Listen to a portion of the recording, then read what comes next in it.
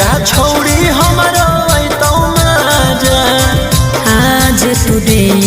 मी हमारा बड़ा साजा तोरो तो माजा छोड़ी हमारो तो माजा आज तू दे मी हमारा बड़ा साजा हो बहुत दिक्कत ता खटिया परलो हो बहुत दिक्कत ता खटिया परलो छोड़ा धीरे धीरे कर बड़ी लागो कौचोट छोड़ा धीरे धीरे कर बड़ी लागो कौचोट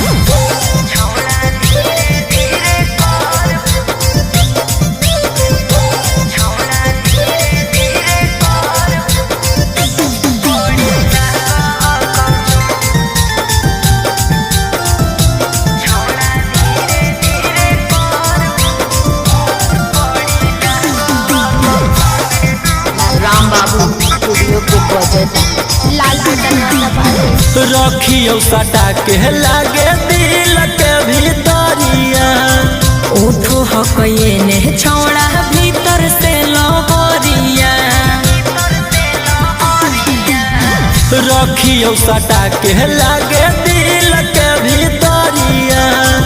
उठो हकये ने छोड़ा भीतर से लहरिया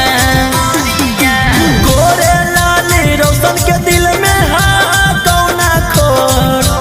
गोरे लाली अंकित के दिल में हाँ कौना खोट छोड़ा धीरे धीरे कर बड़ी लागो